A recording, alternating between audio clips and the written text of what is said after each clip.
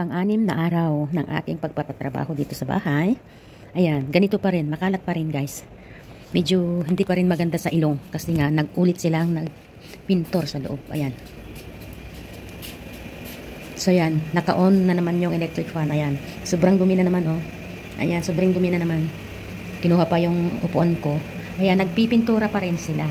Iniwan lang ito para makakain ng lunch. Ayan, pintura ulit. Babalat sila mamaya. So ako yung kakain na rin. Ganyan makalat pa rin. Pang-anim na araw na. Day 6 na ngayon ang aming room decoration. Masakit pa rin sa ulo.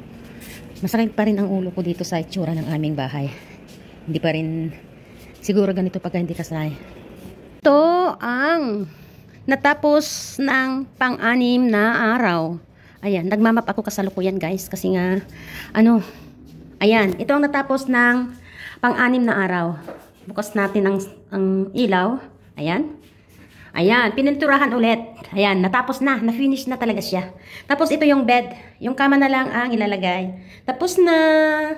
Hindi ko alam kung anong paggagawin nila. Yung magde-decorate pa, ayusin pa yan yata. Pupunta daw dito yung amo nila bukas. Yung cabinet, tapos na. Ayan.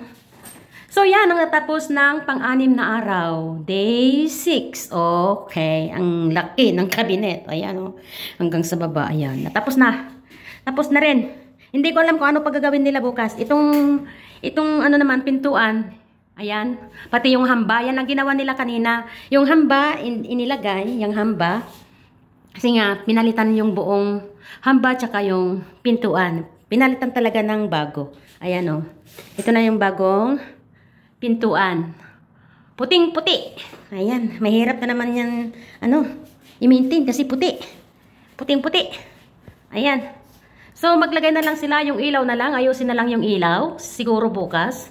Sana matapos na hanggang bago Miyerkules para naman ako ay Sana matapos na lahat bukas para naman makapagpahinga ako. Ayan Kasi pagdating nila marami akong trabaho. So, tapos na. Yan guys, ang natapos ng pang-anim na araw. So, ngayon ay magmamap na ako.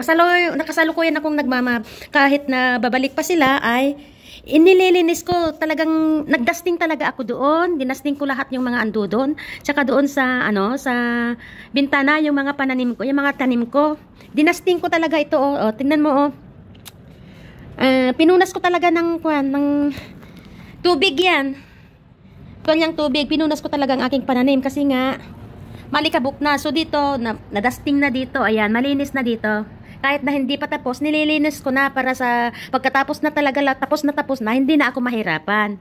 Natanggal na yung mga ibang dumi. Ayan. So yan guys.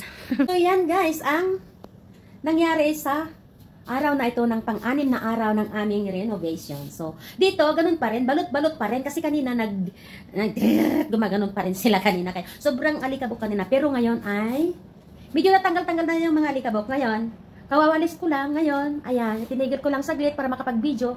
Nagmamap ako kasalukuyan. Maraming beses akong nagmamap dyan kasi ayaw ko yung pakiramdam na magaspang sa tsinelas. Pati yung tsinelas ko dumi-dumi na Magpapalit ako mamaya ng tsinelas. Papalitan ko ng iba kasi nga madumi na, malikabok na. Talagang magaspang. Ang pangit ng pakiramdam kasi magaspang kaya nililinis ko ng maigi yung floor namin. Kahit sinabi nila na papunta pa rin sila bukas, at least hindi na masyadong madumi. Hindi na madadagdagan, at least manipis na kasi natanggal na ngayon. So, yung bukas, ayun lang, ang lilinisin ko ulit. So, sana ay matatapos nila bago darating sila amo. Darating na sila amo ng Miyerkules, bukas ay Martes, sana matatapos na nila lahat. Para naman sa ganun ay makatulog naman ako ng maayos. Tsaka hindi dyan na sila amo. Meron nang magutos-utos dyan. Para makapagpahinga naman. So, yan guys, ang eksenang ganap ngayong araw ng Lunes, pang-anim na araw ng aming renovation. So yan guys, in-update ko lang kayo ng aming pagpaparenovate. Diyan na magparenovate dito sa Hong Kong, hindi kagaya dyan sa Pilipinas, na kung sino ang gumalaw, kung sino yung talagang mag-start hanggang sa katapusan, ay sila yung hanggang sa matapos sila pare ang magtatrabaho. Dito hindi guys. Ang magtatrabaho din, iba yung tiga bagbag, iba yung tiga-kabit, iba yung tiga-pintor, maganon, iba yung magdadala lang ng mga gamit, magdala lang talaga, kung magdala lang talaga.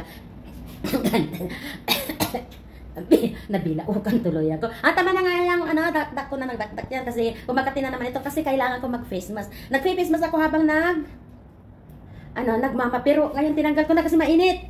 Masakit na sa ilong. Kasi kanina, yung first time kong pag-mop, naka-face mask ako. Pero ngayon, at pangalawa na, hindi na. Kasi natanggal na yung masyadong maduming alikabok. So yan guys, thank you for watching sa ating pag-update ng aming renovation. Thank you. Please like and subscribe naman dyan.